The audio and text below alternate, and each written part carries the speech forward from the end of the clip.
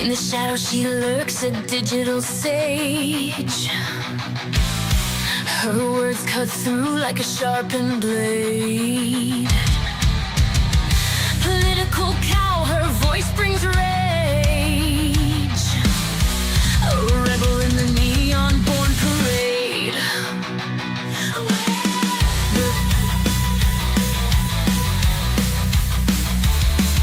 With a keyboard she wields her might, piercing lies with truth's own light.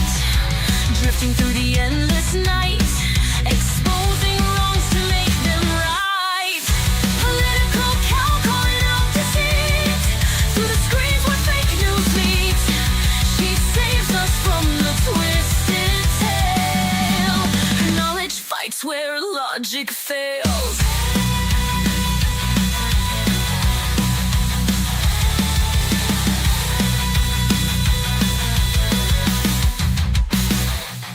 In a world where falsehoods grow, her wisdom like the wind it blows through every corner, every show. A beacon where the lost crowds glow. Political cow calling out deceit through the screens where fake news meet.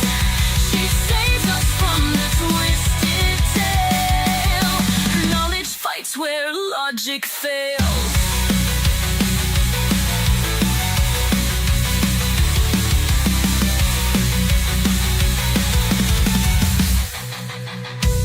In a cycle where truth gets blurred, her voice is the sword we've heard, cutting ties with every absurd, leading flocks with every word.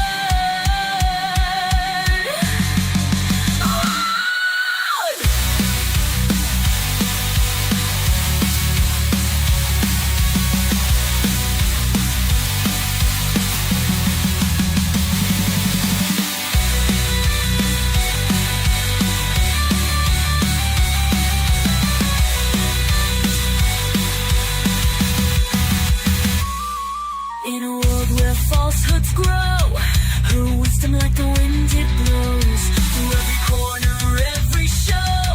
A beacon where the lost crowds glow.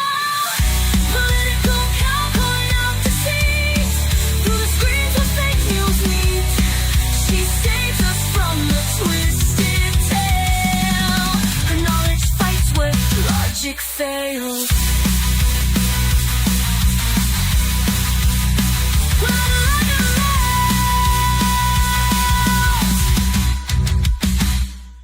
In a cycle where truth gets blurred, her voice is the sword we've heard, cutting ties with every absurd, leading flocks with every word.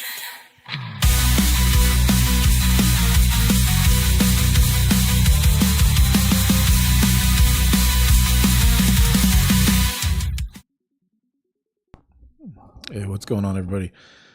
CPAC was a pretty major event. There's so many things going on. Didn't even look at this, but a lot of good presentations, a lot of good speeches. I want to jump right into it. JD Vance gets going. This is a lot of content. I don't know how they make enough time for this stuff in between travels to Europe, negotiating peace deals between Russia and Ukraine, and then showing up at this conference and giving a talk to the people that have shown up there. So you got JD Vance, you've got Elon Musk, all the heavy hitters are coming into this forum. So let's get this going here.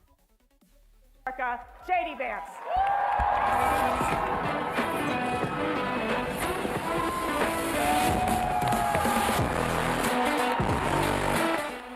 What's up, guys? How we doing? Hey, how are you? Thanks for doing this. Thank you all. Thank you. Thank you. USA!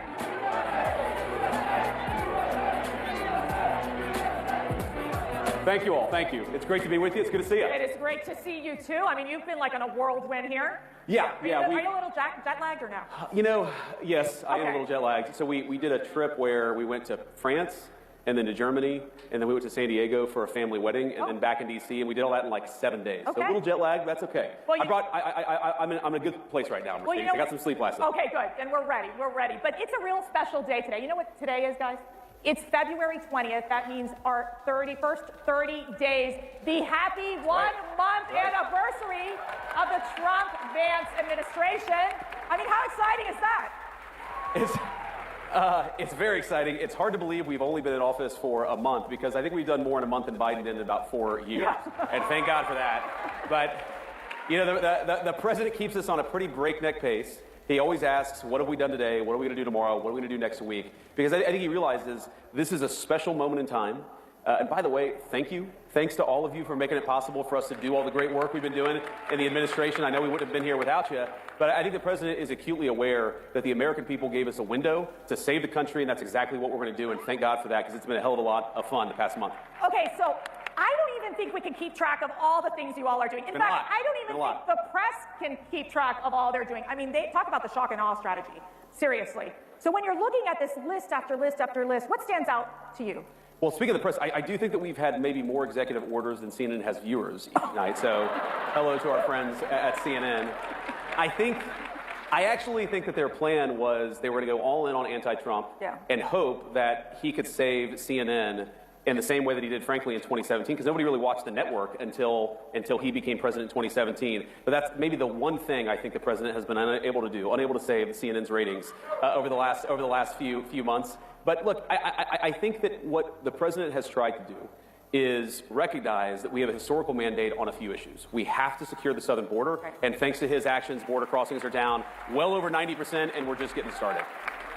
He recognizes that we have to really unlock the engine of American growth. We've got to get back to having a growing economy that creates good jobs and high wages for the American people. And a lot of that goes back to drill, baby, drill. We've done more on energy under President Trump's leadership than I think any administration in history, and that's not an exaggeration. And of course, we're going to do more. And I think the third thing that he's tried to do, of course, with the help of Elon and all the great folks at Doge, is ask, what are we doing with all of the American taxpayers' money, and why are we wasting so much of it on garbage that the American people either aren't aware that we're spending it on or don't want to be spending it on in the first place? Like, for example, the stuff that we've figured out, Mercedes, is unbelievable. Why are we spending money on progressive modern art projects centered around toilets in Afghanistan? That's actually something that your tax dollars were funding until very recently. And I think all of us are sitting around and asking, what the hell have we been doing with the American people's money for the last 4 years? Let's turn off the spigot and spend the American people's tax money on the American people's priority. And that's, of course, been a big focus of the administration, too. Let's dig deeper into the immigration issue. Sure. We've seen, and you've met many of the victims, people who have family members who have died, been tragically murdered. Those angel families in the hands of these criminal illegal aliens. Sure. What's your message to these families? What is your message to these horrific drug cartels and human traffickers who have preyed on the most vulnerable in the world? Well, our message to the drug traffickers is get the hell out of our country. Your free ride is over because President Trump is back in the Oval Office. That is, you're not welcome. You were never welcome, according to the American people, but unfortunately you had President Joe Biden, who allows you to run free over the United States of America. One sec, guys. I got to just shift the audio a little bit on my side of things just to get it a little bit louder. And there we go. Right back at you. And Donald Trump has said, you're terrorist organizations, we're going to go after you, we're going to wage war on you, and certainly we want you out of the United States of America, and that's an important message, of course. But our message, and you know this, Mercedes, our message to the families is President Trump cares about you. He thinks that it's disgraceful what your own government let happen to your children, to your grandchildren, and it's got to stop. And of course, we mourn with people, we pray for people, but we're also asking, as their government, why did this happen to your child in the first place? And the answer is that under Joe Biden, your government didn't do its job. Under Donald Trump, it is. Thank God for that. On the economy, and I'm getting this question all the time, you know, it's this question of affordability, right? Yep. There's a lot of stress on our families, something that I think Joe Biden could not manage in terms of really helping lower that cost of living and making things just simply more affordable. Sure. We talked about energy independence being a critical component of this, of ensuring that we unleash this economic prosperity. What more needs to be done? Yeah, so one of the first interviews I did, it was, I think, 6 or 7 days after the inauguration, and somebody asked me, well, it's been 6 days. What have you guys done to fix the inflation crisis created by Joe Biden? I'm like, well, first of all, it's been 6 days. We've done a lot in 6 days, but it's going to take some time to fix what Joe Biden broke over 4 years. And we know it is easy, unfortunately, to burn the house down. It takes a little bit of time to build it back up. And here's what we have to do. Because look, the fundamental goal of our immigration policy, of our border policy, of DOGE saving taxpayer money, the fundamental goal is we want your children and grandchildren to be able to raise a family in security and comfort in the country that we all love. That is the whole goal of President Trump's agenda. Like safety and prosperity, right? It's pretty common sense stuff. And we know that to do that, we have to, first of all, unleash American energy. Now, why is that so important? Because, look, we all know grocery prices got too high under Joe Biden's leadership. Well, one of the main drivers of groceries is energy, because the farmers are paying more for energy, then we're all paying more for what the farmers grow. And if the truck drivers who are delivering the groceries are paying more for fuel, then we're all paying more for what the truck drivers are delivering to the grocery store. If we unleash American energy, that will do more than anything to drive down the cost for the American people. The second thing, Mercedes, is we have got to stop spending the American people's money on garbage. Every dollar that we take in and spend, you have to pay for, either through taxes or through inflation. And if we spend the American people's money more wisely, if we stop taxing and spending the American people to death, that's also going to bring relief to all of the pricing pressures that are out there. We're going to make it affordable to live in this country again. That's our mandate. That's our goal. And you're right. There's a lot more that we can do, but I think we've got a pretty good start after 30 days. We've got a pretty good start, but we've got this big, beautiful one-bill budget reconciliation scenario. How is that working? What are the dynamics that are happening right now in Congress, and what the administration is doing to ensure that a lot of what the president is wanting to do in terms of really pushing forward with economic prosperity and his tax relief initiatives gets done in these bills? Yeah, it's really important. So the Senate obviously has its own approach, and the president has been very clear that his preference is to put everything in one bill. Right. And part of that is just simple legislative strategy. I think the president has learned a lot about how D.C. works, and I actually talked to the president about this yesterday, and he said to me, look, it's very rare that you can get 2 reconciliation bills done in one Congress, which is why he thinks we've got to do a lot with that one big, beautiful bill, that first reconciliation package that we're going to get through the House and the Senate. It's going well. It's early, right? This stuff takes time to put together. I think, if you had a record pace reconciliation bill, we would get this thing done in May or in June. I think we're on track to do that, but we've got to do some basic things. Mercedes, one, like I said, we've got to continue to unleash American energy. That's part of the reconciliation bill. We've got to make sure that other countries stop taking advantage of us. That's a big part of President Trump's tariff policy, is we got to stop being taken advantage of. Of course, we want to make the President Trump tax cuts permanent and extend them into the future. We want no taxes on tips. We got to do some of the things we talked about during the campaign. That's got to be part of it. And then finally, and this is really important, everything the president has done on the border, we have got to empower him to do it, not just for a month, but for the next 4 years. And we've got to hire more Border Patrol agents. We've got to give Tom Homan and Stephen Miller and Kristi Noem the resources they need to secure the border. And just not to return to the border, but I think so many of our issues come back to the border, because if you take 30, 40 million illegal aliens, you take Medicare fraud, Social Security fraud. Why are we taking the people's Social Security payments and giving it to illegal aliens? We know that's happening in the United States of America today. We've got to stop it. If you get control of the border, Mercedes, you do more to control the fiscal problem, the financial problems that we have in this country than almost anything. Get illegal aliens out of our country, make sure American tax dollars go to American people. That is how you solve the fiscal crisis in the United States of America. Hey, so quick note on the dollar. I appreciate the comment, Cyrus.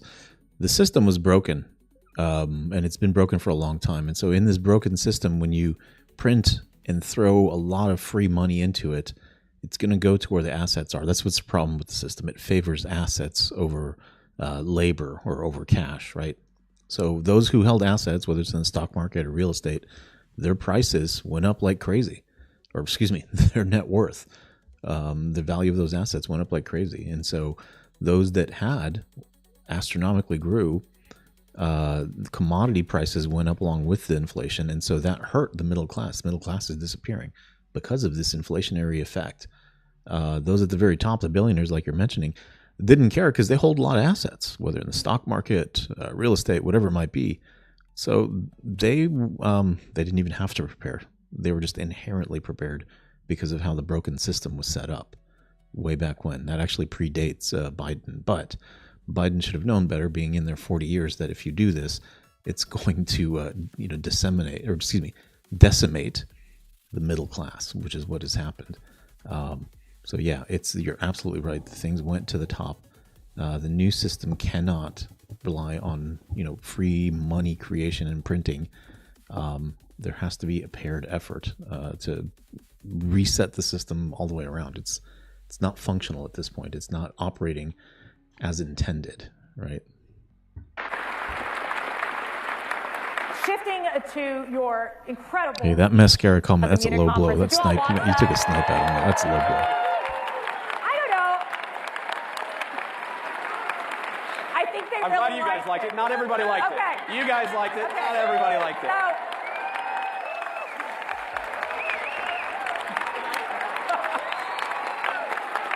Good to see you. Thank you.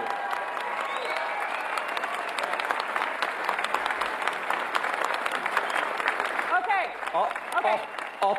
I'll take a standing ovation for a speech I already gave. That's like two awesome. for the price of one. Yeah, I was going to say, here's your speech. Say it again. All right. But it was fascinating because there was obviously some of these European leaders that, they were a little uptight about it. It stressed them out just a little bit. A little bit. But you talked about the greatest threats in Europe. Yeah. So, look, the greatest threat in Europe, and I'd say it was the greatest threat in the United States until about 30 days ago, is that you've had the leaders of the West decide that they should send millions and millions of unvetted foreign migrants into their countries. That is the biggest threat to Europe. And frankly, it remains, by the way, the biggest threat to the United States because, yes, we've got 4 years of President Trump's leadership, but I guarantee you, if the Democrats ever get power again, they're going to try to do it again. We cannot rebuild Western civilization. We cannot rebuild the United States of America or Europe by letting millions and millions of unvetted illegal migrants come into our country. It has to stop. Thank God it stopped here, but it's got to stop there. And a related issue, Mercedes, is you can't just stop it. You have to allow European peoples, and of course the American people too, to raise issues about it. Right. You have to allow free speech to debate this stuff. You have to stop doing things to the populations of the world. You've got to give the populations of the world the opportunity to speak up and say, no more of this BS. We want borders. We want sovereignty. We want to be able to speak our own mind in our own country. And I guarantee you, if we don't allow free speech, and of course, the Biden administration, I made this point, Mercedes, the Biden administration did more to destroy free speech, not just in the United States, but also in Europe, than any administration in American history. I'm not even blaming the Europeans. I'm actually saying you follow the lead of Joe Biden into censorship and mass migration. Follow the lead. Yeah, I just want to recognize Mark. Really good comment there, everybody. I think we should step into the light and, find a little faith again. Step out of the darkness. So I really appreciate that comment. That's a good one. Of Donald J. Trump, and that's free speech, borders, and sovereignty. That is the future for our shared civilization. And I will tell you something that is really, truly remarkable that's happening at CPAC and we had our second CPAC International Summit yesterday, and we have many of these conservative European leaders with us today, where we stand in solidarity because they have an opportunity to basically make Europe great again, make Asia great again, make Latin America great again. And so in essence, I think your message was very well received by many of those conservative leaders across the globe. Hey, Doc, but what does this mean with the U.S. now that, in giving... Hey, Doc, if you look at my old live streams, you'll see me, all right? It causes such a commotion that more people start engaging. I'm going to leave it at that, not to include my tips in here for others. Keep that one to myself. But anyway, I don't know. It gives me a kick. That speech. What does this mean with the U.S.'s relationship with Europe? Well, look, obviously, we're going to continue to have important alliances with Europe, but I really do think the strength of those alliances is going to depend on whether we take our societies in the right direction. Think about this. Germany's entire defense is subsidized by the American taxpayer. There are thousands upon thousands of American troops in Germany today. Do you think that the American taxpayer is going to stand for that if you get thrown in jail in Germany for posting a mean tweet? Of course they're not. right? So the point that I try to make to our European friends, and I think that they're our friends, I believe that, I know President Trump does, is that friendship is based on shared values. You do not have shared values if you're jailing people for saying we should close down our border. You don't have shared values if you cancel elections because you don't like the result, and that happened in Romania. You do not have shared values if you're so afraid of your own people that you silence them and shut them up. So let's have shared values. Let's defend democracy. Let's have free expression, not just in the United States, but all over the Western world. That is the path to strong alliances in Europe. We had Ambassador Rick Riddell with us yesterday. He'll be on the CPAC stage during these conferences. He has like 3 jobs, or 4 or 5. Yes, but let me ask you this. Where are we on basically the status of the Russia-Ukraine moving forward in terms of these negotiations in bringing peace to this endless war? You know, it's early, and I think what President Trump, what makes him such an effective negotiator, I've seen this in private, is that he doesn't take anything off the table. When he walks into negotiation, he says everything is on the table. And of course, that makes the heads explode in the American media because they say, why are you talking to Russia? Well, how are you going to end the war unless you're talking to Russia? You've got to talk to everybody involved in the fighting if you actually want to bring the conflict to a close. And I know the president does. But I'll tell you the goal. You know, the one thing that gets me, there's something up. We just don't know all the information. There's just so much information out there that we don't know. Something's just up with what's going on with the whole Ukraine situation. I hope there's more transparency and it comes out sooner, because otherwise it's just going to cause a lot of assumptions and a lot of internal political conflict over it. I mean, if we can get all the same details that they're working off of and why they're having these new perceptions, I'd be interested in understanding that more. Goals that animate President Trump's policy, it's really simple. He wants the killing to stop. He wants to bring lasting peace to Europe. He doesn't just want to stop it now and have the war restart a month from now. He wants to bring lasting peace to Europe because the president believes this, and he's absolutely right. Peace is in the interest of Russia. It's in the interest of Ukraine. It's in the interest of Europe. But most importantly, peace is in the interest of... I haven't seen enough full details. I've just seen bits and pieces in different stories based on what they're emphasizing. I got a link to Ground News in the description of this. Well, you could check out my link in my bio too, but they do a nice job. If you subscribe to their Vantage plan, which I got a 40% off link in my, you click on my bio link, they detail out certain publications only focus in on a certain portion of what's going on. So it's a little, I'm having trouble piecing together the whole story, right? I'm kind of sitting and watching. I don't know what to say about it.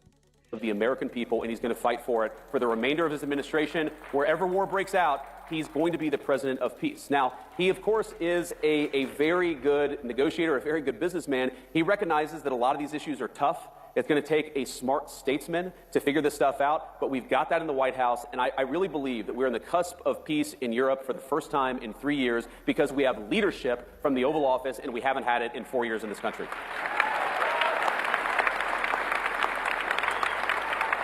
Matt and I mentioned this right when we started the conference. We're honored by the presence of 2 hostages that were freed after the Hamas atrocity, the tragedy that we've seen happen. And we have several of the family members as well who still, they're there.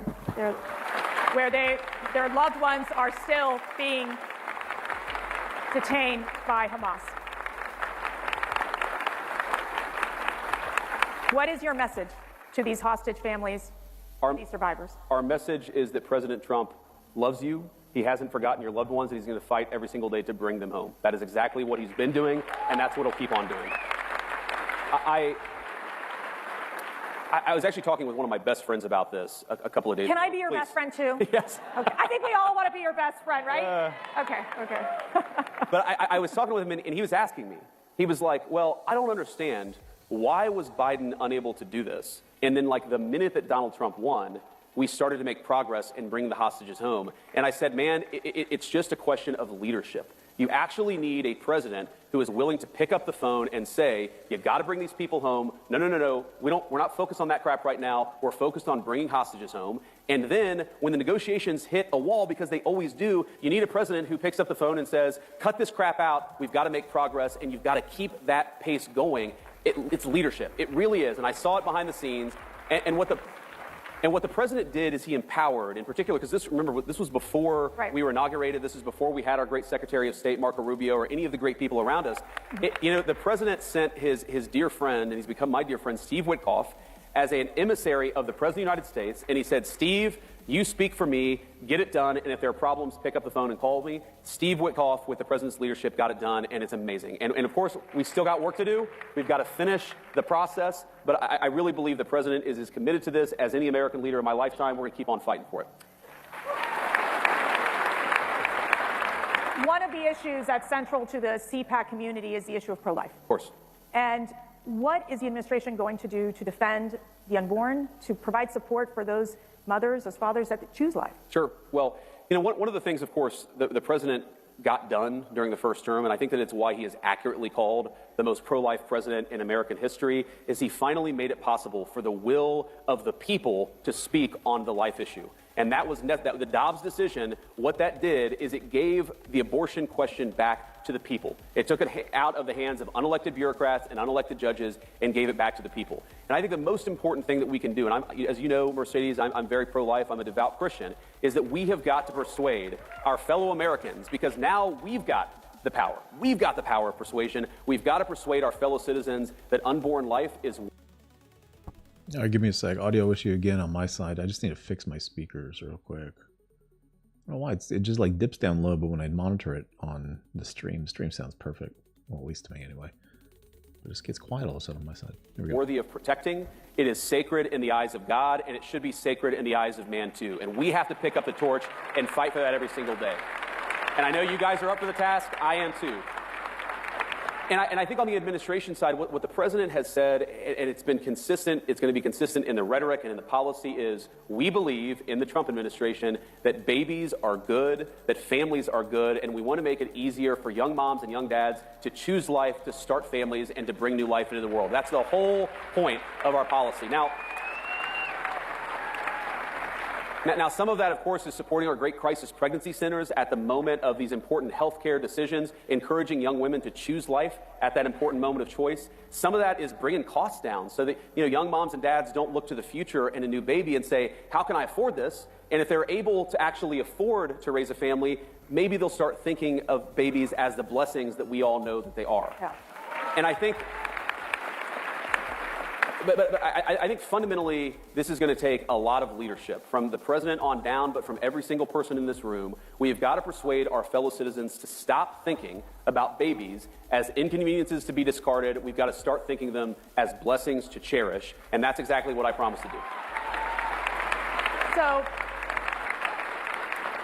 now we're going to get personal. This is going to be so fun.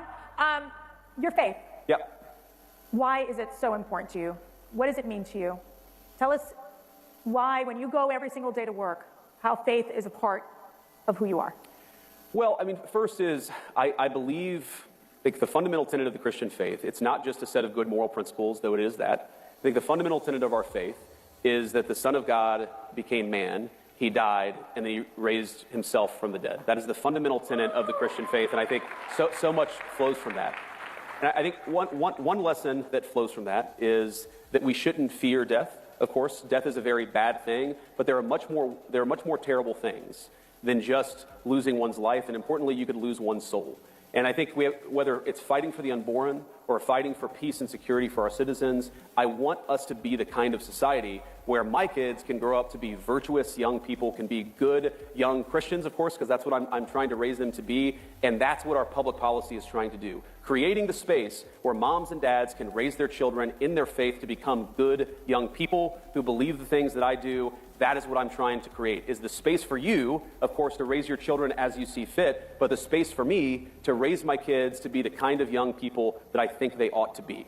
And the other thing that I take from it, Mercedes, is if you look at the long history of the Christian faith, we've been around for about 2,000 years now, give or take a few years, and there have been really dark times in the history of the Christian faith. There have been really good times in the history of the Christian faith. And I just try to remind myself that we put our faith in God above, we put our faith in the grace of God, and we try the best to do His will, and we don't worry so much about whether we're going to have earthly rewards. We worry about whether we're doing right by God Almighty above. That's what I try to do, and that's how I try to run my life in public. You mentioned raising these children into good people and also into good citizens that can contribute to society and to the world. We had so many young people come out and support Donald Trump and J.D. Vance and thank you. This past election. So what is your message? What is your message to the young men? You know, I guess my message to young people generally is we're trying to make your life better. And that is the simple thrust of President Trump's policy. So you guys know Anthony Davis, he's on the Mavericks now, was on the Lakers. He's got that unibrow thing going on. I wonder if he's just got like a very heavy, I don't know, eyelash thing. I don't know, beats me. Is we want you to be able to buy a home. We want you to be able to work a good job. We want you to be able to raise your kids, like I said, according to the values that you believe in. And we want you to be able to build a nice life in this country that all of us love. That is what we're trying to do. And, you know, you guys more than anybody, more than me, I'm talking about people under the age of 30 in particular, you guys are going to have to deal with the consequences of good policy or of bad policy for much longer than the rest of us. And I want you guys to think about the future and ask yourself, do you want safe communities? Do you want a prosperous life? Do you want to be able to work a good job? Or do you want that job shipped off to China or somewhere else? We're fighting for you every single day. We want you to help fight for us because we've got to win. Not just the policy battles of the next couple of months. We've got to win the midterm elections in a couple of years. We need you. We recognize that we need you, and we're fighting for you every single day. And I think, you know, you asked me, you know, my message to young men is I think that our culture sends a message to young men that you should suppress every masculine urge. You should try to cast aside your family. You should try to suppress what makes you a young man in the first place. And I think that my message to young men is don't allow this broken culture to send you a message that you're a bad person because you're a man, because you like to tell a joke, because you like to have a beer with your friends, or because you're competitive. It's...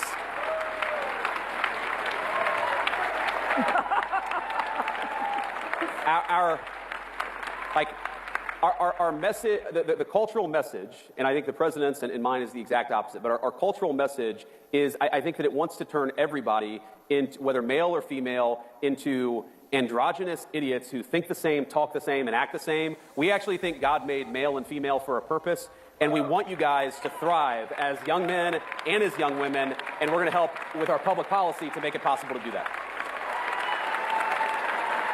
And by the way, I actually think, Mercedes, this is the thing that President Trump, this is why the media went after him so hard, is because, you know, when I think about, like, what is the essence of masculinity, you could answer this in so many different ways, but when I think about me and my guy friends, we really like to tell jokes to one another.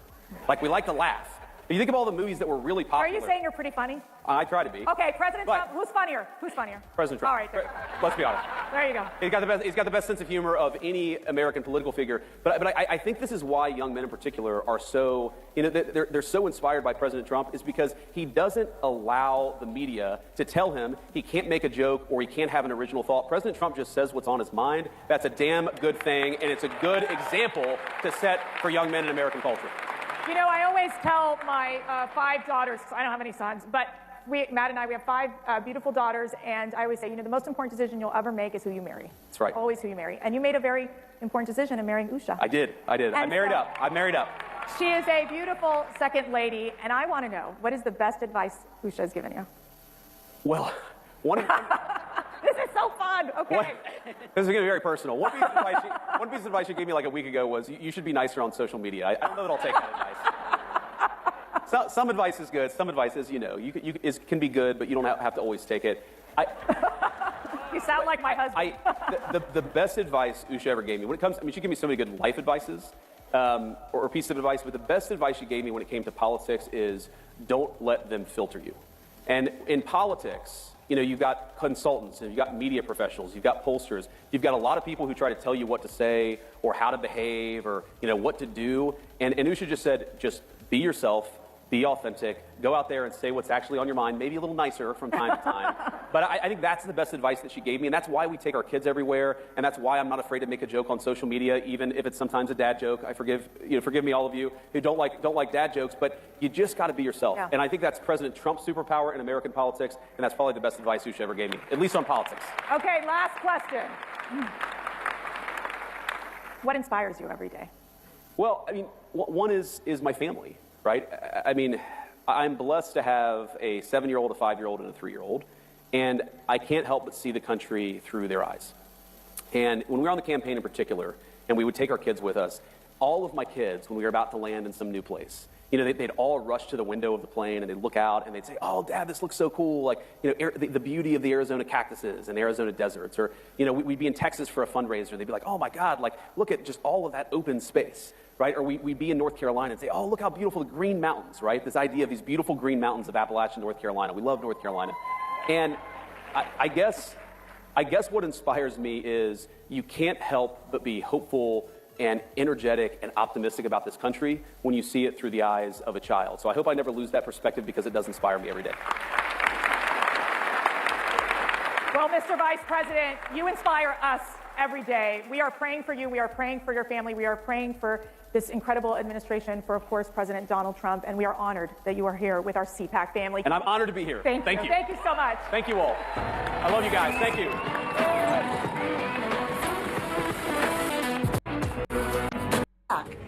Greatest people on their life pay because he brought you. Just trying to zip through. Let's get to our next person here real quick.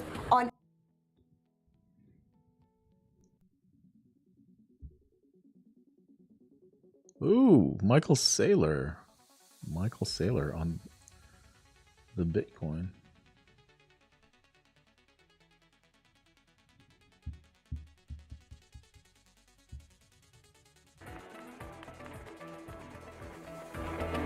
There it is. You want to see Saylor or you want to try and find Elon?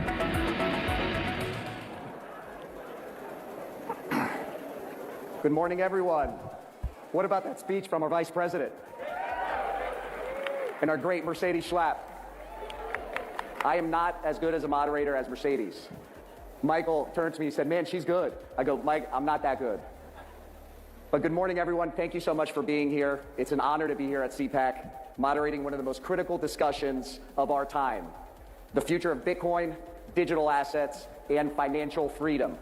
We are witnessing a once-in-a-generation transformation of property.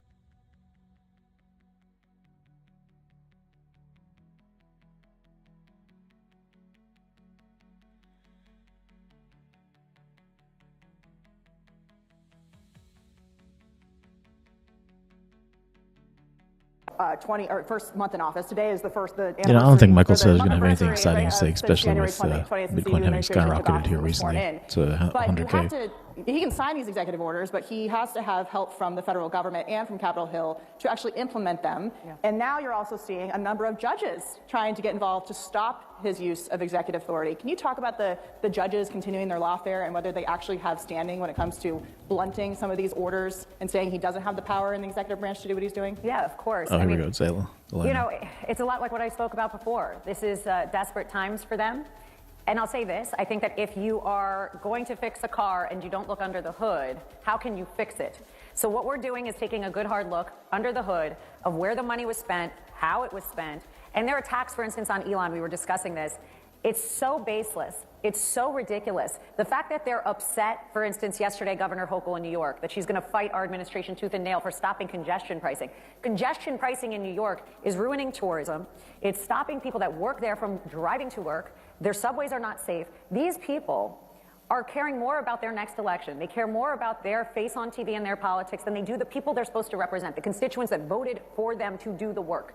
Unfortunately, they've taken that to courts. And we've seen it. We've won. We always win. We keep winning. I mean, even Chukin said it. Look, if they had it their way, our guy would be in jail right now, and that didn't happen. And instead, we won in the most profound way. The American people are happy with what we're doing. And the amount of executive orders that we are pummeling on them is because we have that much work to do. We have to correct 4 years very quickly. And we are all committed to win. And we're going to keep winning. Congressman, you want to weigh in on the role that Capitol Hill has, especially with Republican control in Washington now, to make sure that these executive orders are implemented in a way? Right. I have a bill in the House. Mike Lee has the bill in the Senate. We're going to do everything we can to pass that legislation to expedite these executive orders and to put them into law. So whenever the next president comes around, they can't change them by executive orders, because what Trump's doing is what's best for America.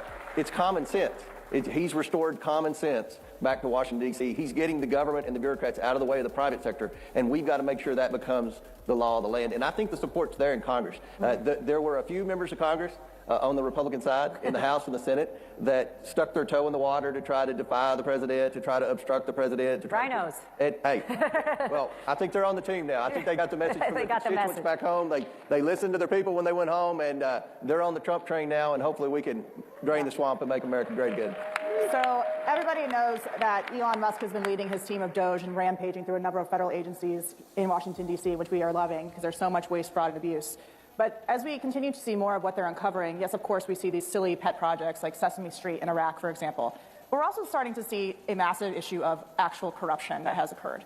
For example, it was reported, I believe this morning by the Free Beacon, that Stacey Abrams, who is Georgia's darling, ran for governor twice. She was involved in a lot of voter initiatives there, got a $2 billion grant from the Environmental Protection Agency after only managing $100 at a nonprofit that she started. Yeah, it's the NGOs. Right. So, Congressman, talk about what the Oversight Committee is doing with these new cabinet members like Lee Zeldin, for example, at the EPA to really root out this corruption and this infrastructure the left has built in D.C. to really push their political agenda on the entire country.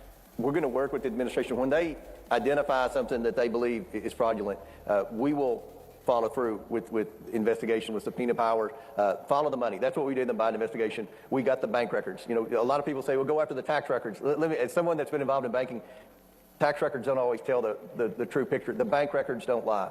And one of the things that we're working on, we go through a thing called suspicious activity reports where banks identify fraudulent behavior. Banks usually catch when something suspicious happens. If there's an account that had a $100 balance, which is probably the minimum to open an account, and then all of a sudden they get a multi-million-dollar deposit out of the blue, that raises a red flag. And the banks report that to Treasury. So that's where we're going to be following the money. We're doing this now with Act Blue, and I think we're going to have some very interesting information to come out very soon on Act Blue. But we're having a hearing on March 5th with the sanctuary city mayors.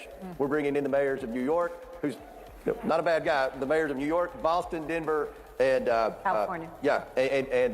And Philadelphia, and we're bringing them in, and these, other than the New York mayor, they have tried to obstruct what Tom Almond's doing and obstruct the deportation efforts. So we're going to let them explain that to American people. But one question we have is, who's been paying for this? And I believe you're going to see there are a lot of government pots of money that have been funneling through these NGOs, these non-governmental organizations, and that's what we want to identify. Musk is all over that, Doge is all over that, and Congress is going to be all over that. And hopefully we can show the American people how abusive the Democrats and their allies in the deep state bureaucracies have been with their tax dollars. They have funneled this mass implosion of illegal immigrants into our country. They've housed them. They've provided free health care. And at the end of the day, I think you're going to see a lot of tax dollars were laundered into programs like this. Sounds a lot like money laundering to me.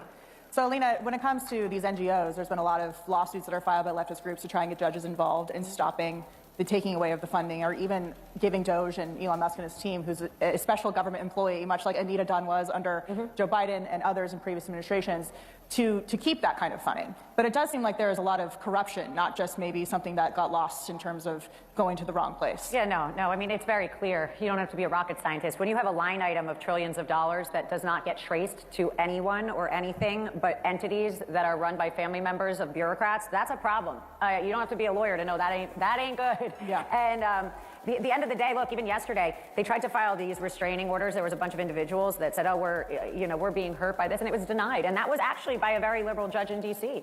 Who sat on a lot of the January 6th issues for President Trump and other people. Look, at the end of, this is what I can say. We have been, I think there's 70 lawsuits that have been filed, and I was speaking to Elon, and I said, you should put in Times Square a ticker. It'll say on the top how much money you're saving, and then on the bottom, we're going to put one about how many lawsuits get filed. One will go up, one will go down very quickly. But they do that when we're winning and when we're hitting them where it hurts. So desperate times call for desperate measures. You see all these AGs and DAs trying to come in. You see individuals, but they're not winning. And the only people that are winning right now are American people. Right. We are winning. And it happens to be tax season, so everybody's filing their taxes, going, if I don't pay the correct amount or miss a couple cents, they'll threaten to throw me in prison. And now's a great time. Well, don't worry, we're firing a bunch of the IRS today, so don't worry. That's great. But that was the stuff that they did, and America didn't like it. Yeah. You're funneling people to audit and hurt the American people. Why don't we audit the people that are hurting us? Exactly. It's not supposed to go the other way. We're not supposed to hurt each other. Yeah. And that's really the mission, and President Trump said just yesterday, yesterday, I was with him and he was speaking at an economic forum, and he said, look, we hope to take 20% of what Doge has recovered, that is billions and billions of dollars, and put that money back to the American people who were hurt by the last administration, who can't buy eggs because they went off and killed all the chickens. But, you know, it's just ridiculous. Yeah. And we have to get back to common sense.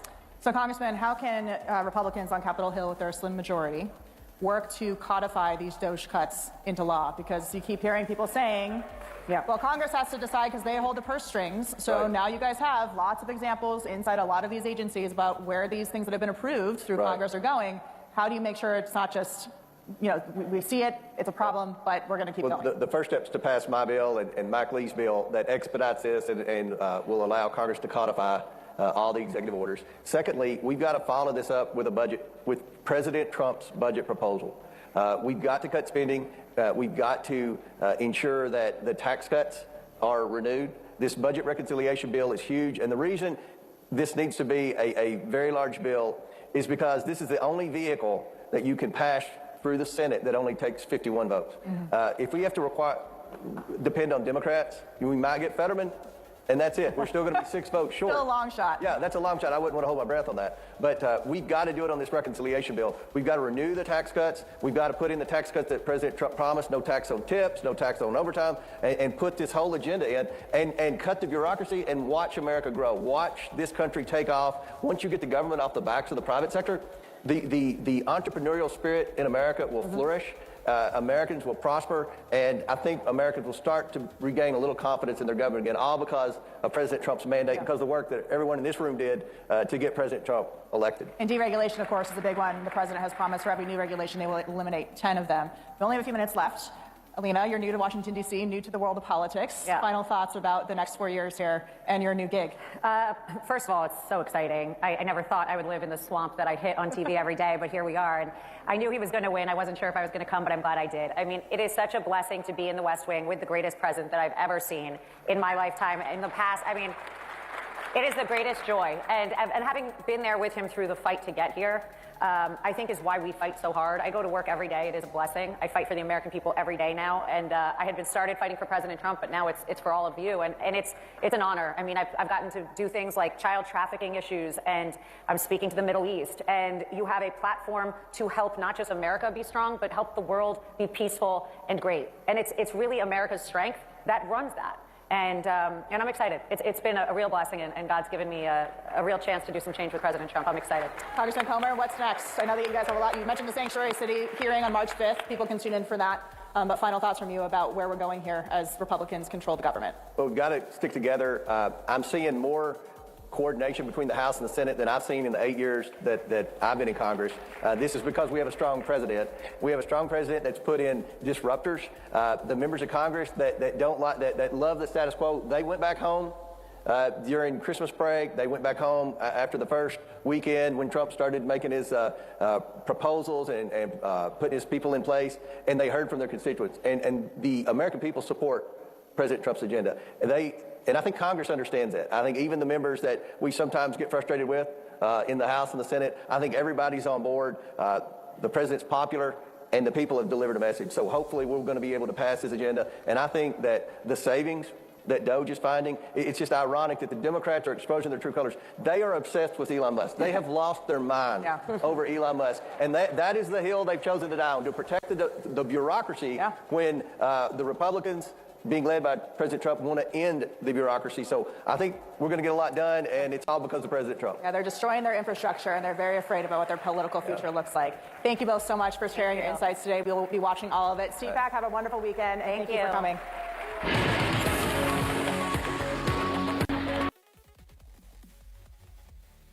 Yeah, I got to kill the music so I don't get, you got to watch the copyright stuff going on there. With that, hang on one second, guys. There is a simulcast about to happen. Canadian Broadcasting Company simulcast of Canada as the 51st state proposal. A special Canadian Broadcasting Corporation production on President Trump's proposal to make Canada the 51st state. It's a joint production of radio shows. What is this? This is interesting. Hang on, just checking it out if there's something to jump to here. Nothing happening yet. I'm just going to leave it for now, but let's check out Mike Johnson over here at the CPAC.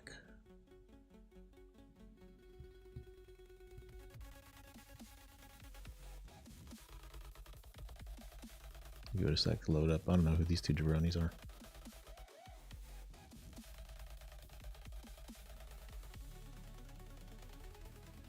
Action.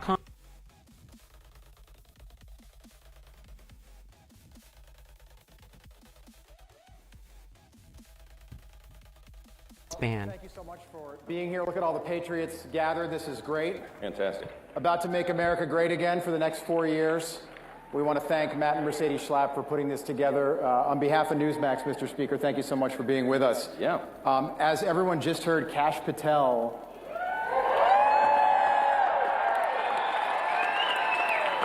it's official. Murkowski and Collins voted against him.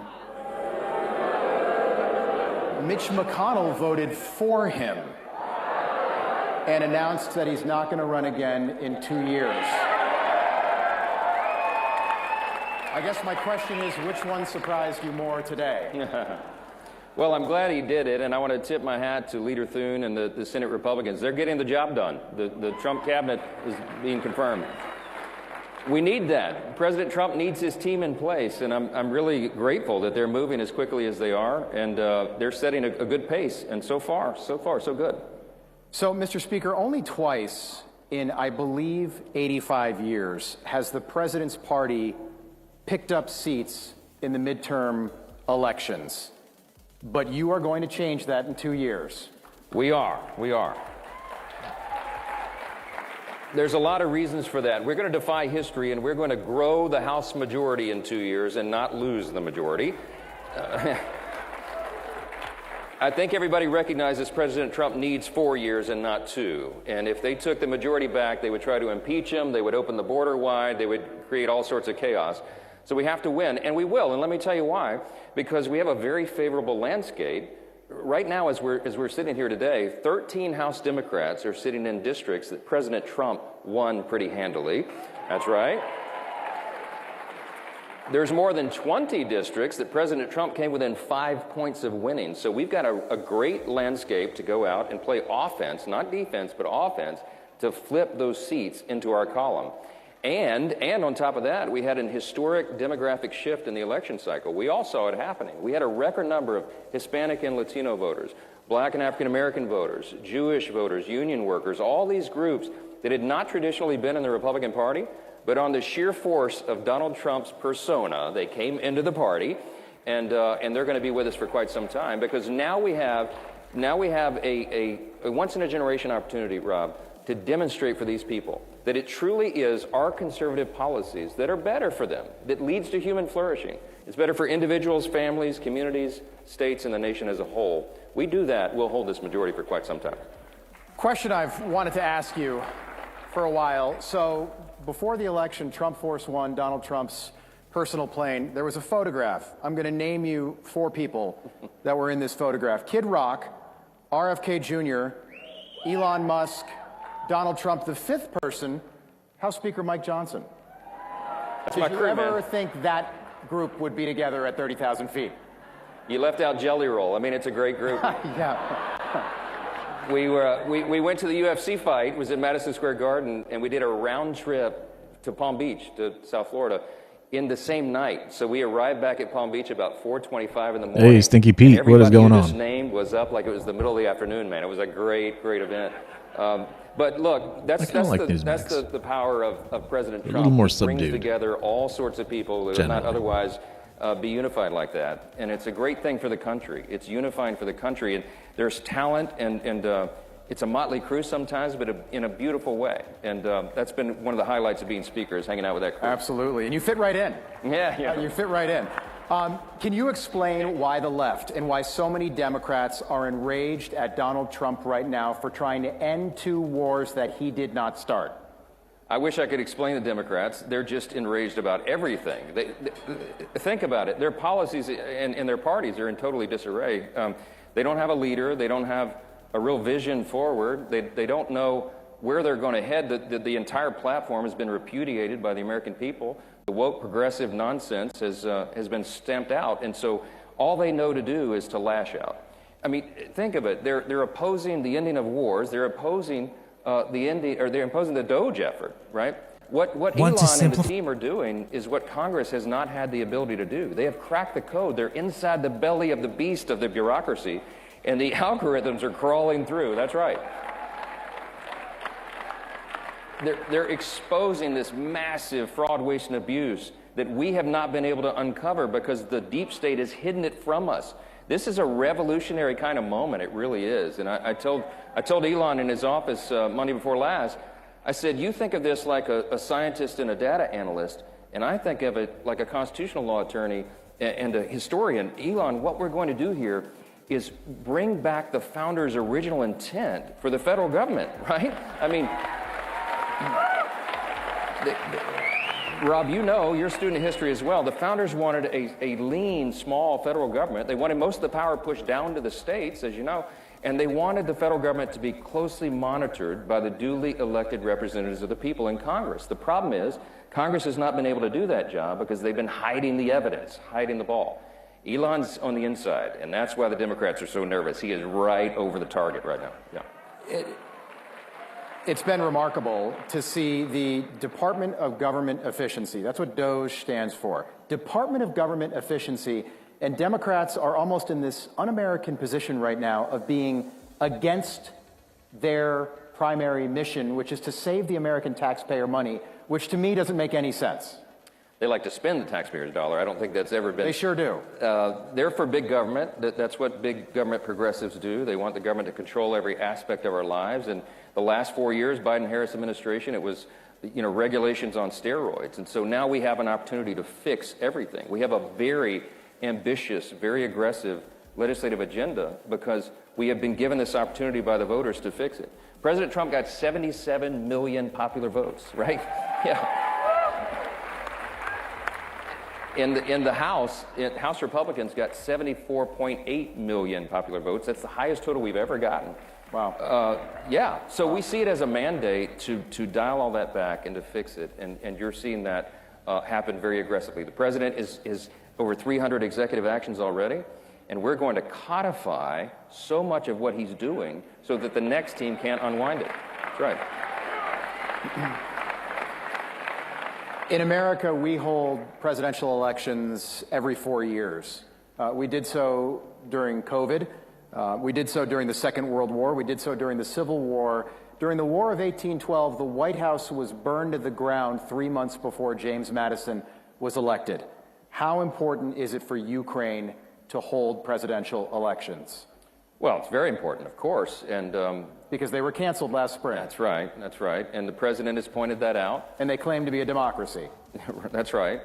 We need an end to the conflict, and what I've explained, I've done 2 panels at 2 different events this morning. I started the Republican Governors Association. They asked me about this, and I went to the big business leaders, Fortune 500 executives there. They all want to know the same thing. What is President Trump doing there? I said, you got to give him room to operate and do what he does. He's doing a level set, right? You've got to get both parties to come and bring about an end to this conflict, which will serve America's interest and everybody's interest around the world. But I think of it very much like a mediation or arbitration. If you're a lawyer, you know, I'm a recovering lawyer, forgive me, I think of those terms. But when you start a mediation, you start an arbitration between 2 parties, you don't bring them into the room for that first meeting. You do it separately. So I think Zelensky complaining that he wasn't invited to the first meeting with Saudi Arabia and Russia is misplaced. I mean, what Trump's trying to do is do a level set, put the conditions in place for that real negotiation to happen, and we've got to allow him to do what he does. Remember, he wrote The Art of the Deal. He knows what he's doing. Absolutely. Okay? If that level set takes, let's say, 3, 6 months, or it drags on, do you see another funding bill for the war in Ukraine? Look, there's no appetite for that. What do you think? No. Yeah. Got our answer there? We have to bring it to an end. And I can tell you that our European allies understand the necessity of this as well. It's drug on too long. By some estimates, Russia's lost almost 700,000 troops, maybe more. The Ukrainians have suffered great losses. We have to bring an end to the conflict. President Trump is exactly right. It's time for it to end, and he is the brute force, I think, that can make that happen. The president said that a percentage of Doge savings could maybe go back to the American people in the form of what he called Doge stimulus checks, something like 20%. The difference here, keep in mind that when Biden went through this process, immediately he did 1.9 trillion, and then he followed up with 1.2 trillion, which they termed as infrastructure, and then they had Inflation Reduction Act, which I think was 600 billion. Massive amounts of spend. But where do they get that money from? They printed it all. Over 4 trillion. Am I doing my math right? Probably off on the math. Well over 4 trillion of printed monies. This money, however, is being allotted to parts of the government which are funded through our tax dollars. And because those tax dollars are no longer being used, now they have the once in a lifetime, I mean, I hope this is a normal thing point forward, but the opportunity to actually think and say, do we give back this money and say we don't need it? Give it back to the American taxpayer? Do we pay down the debt with it now to, take care of the books here? What do we do with it, right? And so that's where this is flowing. That's the difference. This is not printed money that was passed by some legislation. These are operating costs for the government being in an extremely expansive state as it was. It was too big. They're trying to right-size it, and as that starts to unwind, that's a interesting dilemma to have. Do you return that capital back into the taxpayer's hands and say, hey, thanks for putting all that effort into doing work and everything and contributing to the government, but here's your refund. We're more efficient now. We don't need it anymore. So that's the proposition that I think is out there in front of us. How would that work? Well, look, I mean, politically, that would be great for us, because then everybody a check. But really, we have to think of it, I think, in a that just got everybody's attention, by the way. Yeah, I know. I just saw everybody look up all of a sudden. I know. Yep. But if you think about our core principles, right, fiscal responsibility is what we do as conservatives. Yeah, so here's the deviation, right? Acting at, and I know he was an attorney, but when you run a business, you can't always be principled. I think from a legal standpoint, you need to stick to the letter of the law, and there's much more of that in there. But reality is much different than what the academic model states. So watch what he says and just keep that in mind, right? He's being a little too academic about this, in my view. That's our brand, and we have a $36 trillion federal debt. We have a giant deficit that we're contending with. I think we need to pay down the credit card. Right? That's what I think we need to do. Mr. Speaker, we keep hearing about this one big, beautiful bill. Tell me how big, how beautiful? Oh, it's going to be so big. I shouldn't do it in that voice. So the beauty of reconciliation, and I don't want to get too deep in the weeds on the procedure, but normally you need a 60-vote threshold in the Senate to do anything of substance, but budget reconciliation is the one exception to the process where you only need 51 votes in the Senate, a bare majority. So we're going to use this reconciliation process to achieve most of the priorities that we ran on in the election cycle and that President Trump, that's right, committed to. So I could be here a long time listing all those things, but clearly it's the most important interest of the country. We're going to secure that border once and for all. We're going to do that. We're going to get the economy going again, American economy going, make sure that we don't have the largest tax increase in U.S. history, which is what would happen by default at the end of this year if we fail in this mission, because the TCJA, the Tax Cuts and Jobs Act extensions expire, the cuts expire. We're going to get the economy going. We're going to get back to American energy dominance in this bill. Yep. And we're going to take a blowtorch to the regulatory state, get the bureaucracy back in check. Lots of details, lots of subcategories under all that, but it's going to be a big, beautiful bill, and it has to be by necessity because that gives us the highest probability of success, remembering that I have a small margin in the House. One. I have one vote for much of this. What could go wrong, Rob? Right, it's going to be fine. Right. But everybody is committed to delivering the America First agenda, and that's why we're going to get it done. So. What is your working dynamic like with Senate Majority Leader John Thune, who for the first time in a long time, the Senate's got a bigger majority than the House right now? Yeah, they do. The Republican majority in the Senate has a larger margin than we do in the House. And so by necessity, the two chambers have to work very closely together. And that's kind of an innovation. It doesn't really happen in Washington. It hasn't so long as I've been there. But as soon as I became Speaker of the House in October 23, the first instinct I had was go meet with the Senate Republicans and let's align the two chambers. It just makes sense. It's common sense. So we're doing that. And you're going to see no daylight between the Republicans in the House and Senate. Yeah. Mr. Speaker, there was some reporting this week that the Democrats are planning what they're calling a super ticket in 2028, Kamala Harris and AOC. Are you prepared for that? Oh, let it be so. Let it be so. Wow. Is that real? Is that real? That's an actual legitimate, well, I use that word legitimate very loosely nowadays with the media, but that report is out there, we'll say. Wow. I don't know amazing. who would run for president and who would be VP. Oh, wow. Yeah. I so hope that happens. Do the Democrats, do they have a leader right now? No, they don't. They don't have a leader. Is there any leader at any level, or is it still Joe Biden? Well, he wasn't the leader for the last 4 years. They really are in a real bind. They don't have a leader. They don't have a vision. They don't have a platform they can run on. They have to do a whole cloth reinvention of the party. But they're very divided right now because they're in the blame game as they do the autopsy of what happened in the election cycle. So it's an interesting time. Look, our party's in great shape right now. We are very unified. We have a broadened coalition. That's exactly right. And we have the principles and the policies that truly are better for the American people. I think they've recognized that. You know what happened in the last 4 years, Rob, is that the woke progressive left tried so hard, they moved so aggressively, so quickly to swing that pendulum to the left, and it went all the way to the left and it clicked. And now it's coming back, right? We are a center-right country. We always have been, we always will be. And I think President Trump is seen as a force helping us to push that pendulum back in place. So we're going to seize that historic moment. And I believe we can bring about a much better outcome for the people and for the country. 2 questions. Elon Musk tweeted yesterday, quote, "The real reason so many Democrats are upset about entitlements is that they're using taxpayer money to attract and retain illegal immigrants, their future voters." Is that what you think the last 4 years at both our borders has been all about? 100%. They opened the borders wide. They did not care about the calamity and the heartache and the death, frankly, that it caused of American citizens because it was a power play. They wanted to turn these people into voters, and they want to change the outcome of the census in 5 years. This is very serious, and we're going to be dealing with the effects of this, the catastrophe for years to come. It's a terrible tragedy, and don't ever forget that that was their motive. It was for their own political gain that they put the American people in such jeopardy.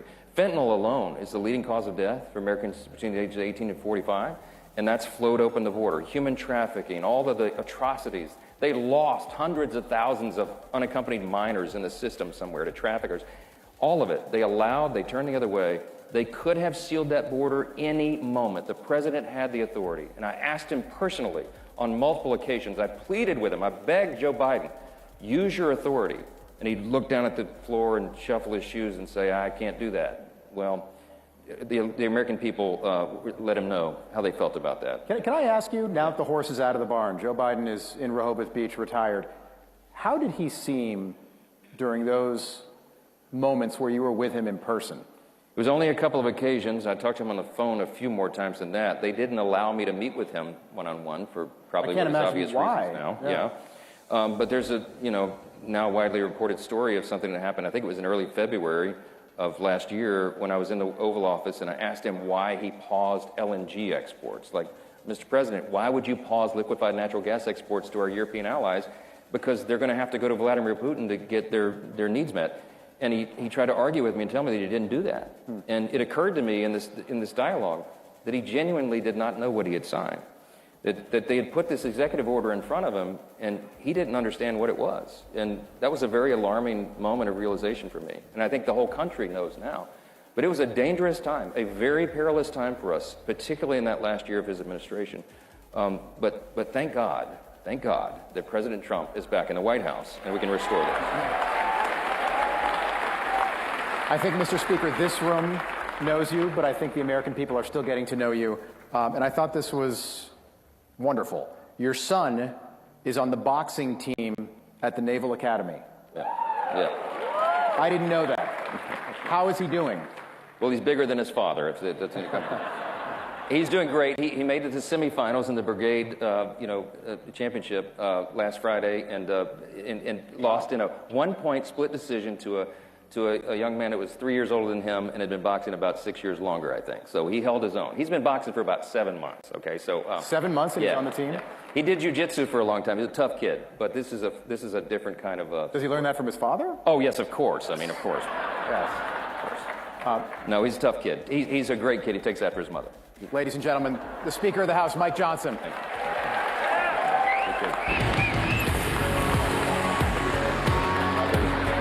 All right, that was pretty good. Pause. That music. Oh, okay. Let's get over here to Elon. Check out Elon and his recent. There he is. Wow, he's a walking meme now at this point. I mean, I would be too if I could. I don't know. Boom, boom. Let's get Elon. Okay. Whoa.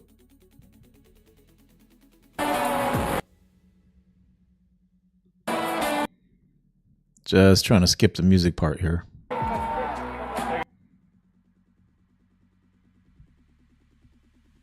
All right, go on, sit down, Elon. We've got one more surprise in case this wasn't enough. I'm going to let Elon do it. Who else is here? Well, President Milei has a gift for me. Javier Milei from Argentina. You guys know who that is, right? Why don't we bring him out? Yeah.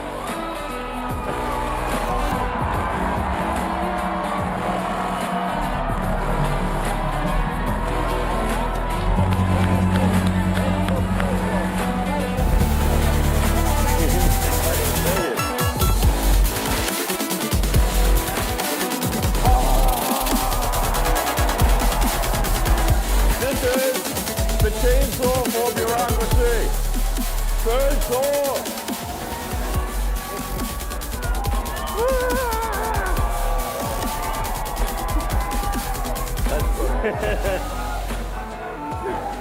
All right. I love it. Mr. President, thank you so much. All right.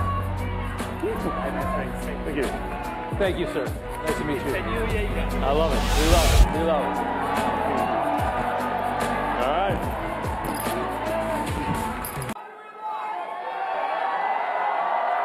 All of you guys too.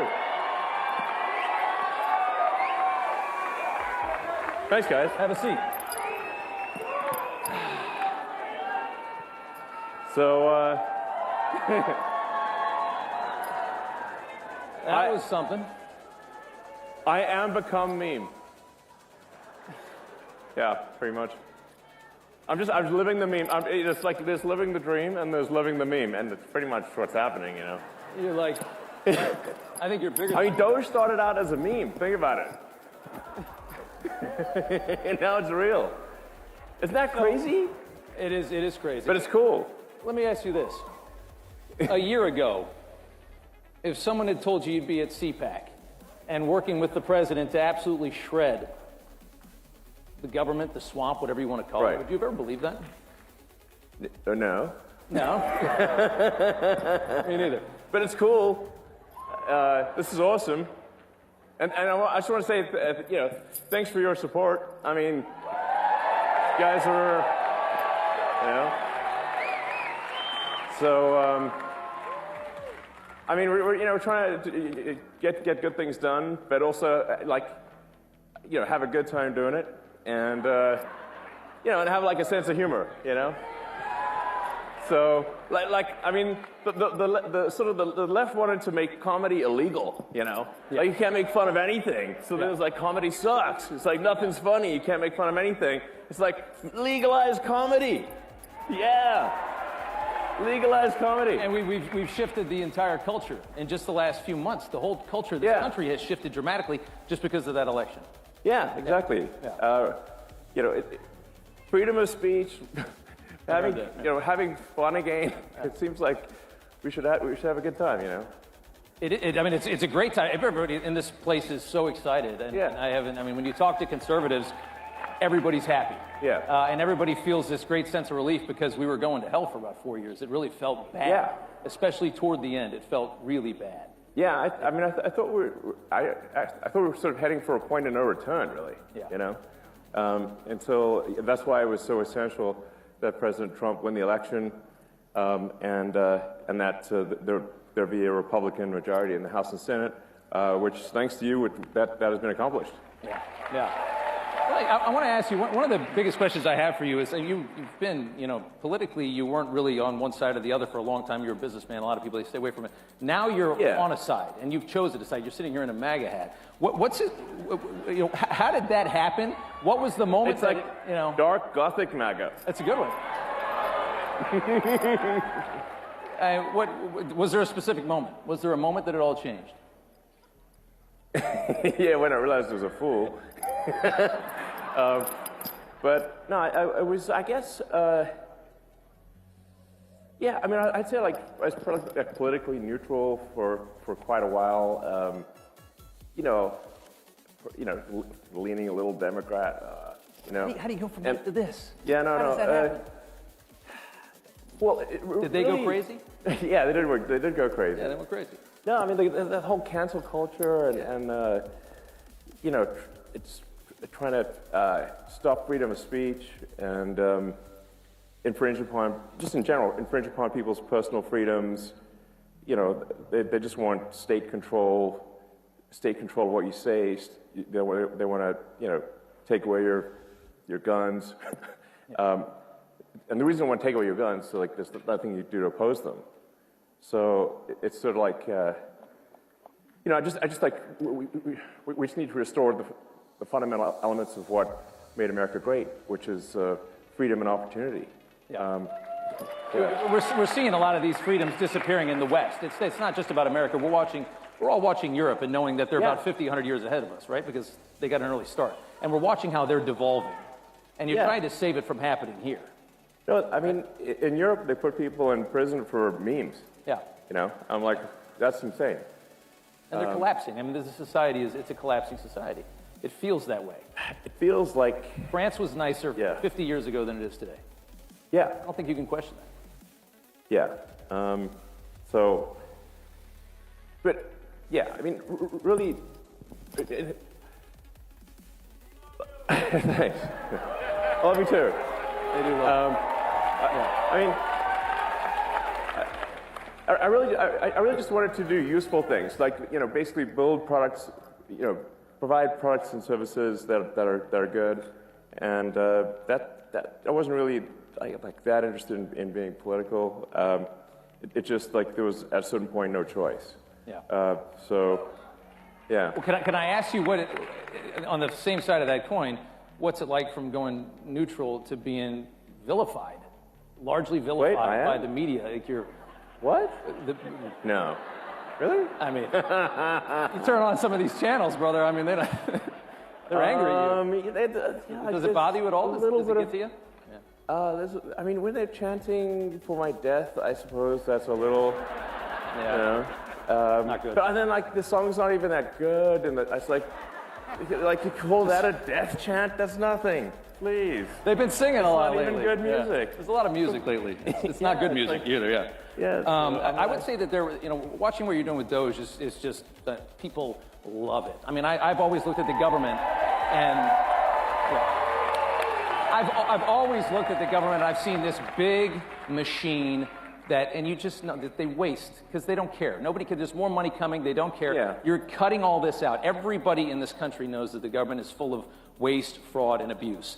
And you're doing the work, and the Americans love it. Watching their reaction politically to this, I can't believe how bad they are at responding to this. I don't know how you're going to sit there and scream and complain because they're cutting waste out of the government and try to win another election. How do you try to win on that? Well, at this point, I'm not sure how much of the left is even real. Yeah. How much was propped up by our money? Yeah. Literally, you see these sort of fake rallies where there's hardly any people, and the media will frame it and get all 6 people, in the frame, but there's nobody else is there. It doesn't have popular support. But But then you learn that like there's hundreds of billions of dollars going to these so-called NGOs. Yeah. And it's your tax dollars that are funding things that are fundamentally anti-American. And they're propping up their narrative. Yeah. A lot of that government money has been propping up a left that I don't think is as strong as they made it seem. In fact, a massive amount of your tax dollars is going to legacy media companies. Yes. Directly from the government. The government wants to take over media. Yeah, it's terrible. Yeah. That's why we have X. Yeah, and that's why you spent $44 billion. I mean, that's a lot of money. I mean, more than it was probably worth. But there was a message. Freedom is priceless. Priceless. Yeah. Probably one of the most important investments this country's ever seen.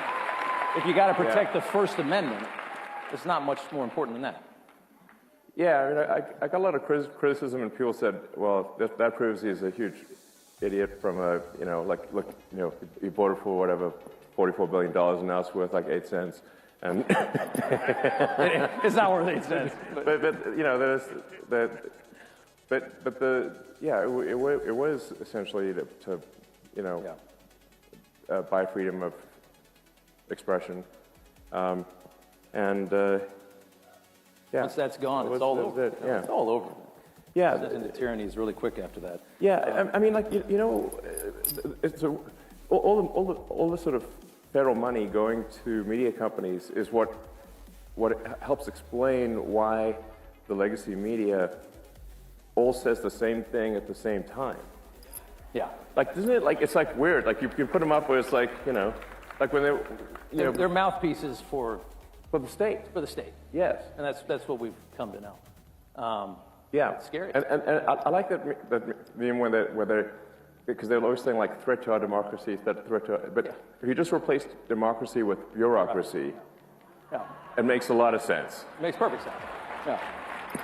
Big threat to the bureaucracy. That's exactly right. Let's talk about these Doge dividend checks that everybody's talking about this week. And I know you tweeted out that you're going to. Does everybody want like a $5,000 check in the mail? It sounds kind of good, right? And the best part about it would be knowing where it came from. That's $5,000 that you sent them last year. Totally. It's money that's taken away from things that are destructive to the country, and from organizations that hate you to you. That's awesome. Does it seem? I mean, have you talked? I mean, that's like glorious. That's like the spoils of battle, I like that. Is there traction on that? Yeah. So I talked to the president. He's supportive of that, and so it sounds like that's something we're going to do. Yep. So as we're finding savings, that's going to translate directly to reductions in tax. So. Yeah. I think they fired 6,000 people at the IRS today. Yeah. And I think Lutnick said last night that they're talking about shutting down the IRS. And I think it's fair. I think people should realize this is. I mean, the amount of money that we send Washington like $5 or $6 trillion a year. That is such an ungodly amount of money. I mean, what do they? They say like 1 trillion seconds is like 30 years or something like that. I mean, that's how much we send them, and they seem to never have enough. There must be a lot you can cut. No, absolutely. People ask me, what's the most surprising thing that you've encountered when you go to D.C., when you're in D.C.? And I said, well, the most surprising thing is the scale of the expenditures and actually how easy it is to, when you add caring and competence where it was absent before, you can actually save billions of dollars, sometimes in an hour. Yeah. Like, it's wild. And then they scoff at it and say, oh, a few billion here, there. I mean, the way they're talking about it, you can see they don't care. It's such little money compared to how much they're used to wasting. That's what's really scary.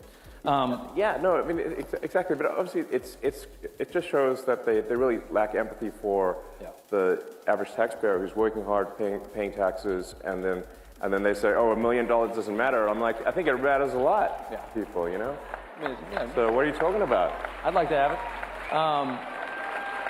Let me ask you a question. I know the president fairly well, watched him survive 2 assassination attempts.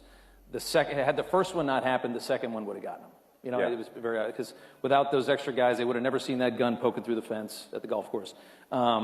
I saw the crew that you Isn't it like mind-blowing that this has happened? I mean, it just... And what, by the way, why do we still know nothing about that guy in Butler? What's going on? Cash is going to get to the bottom of it. Yeah, there you go. By the way, yeah.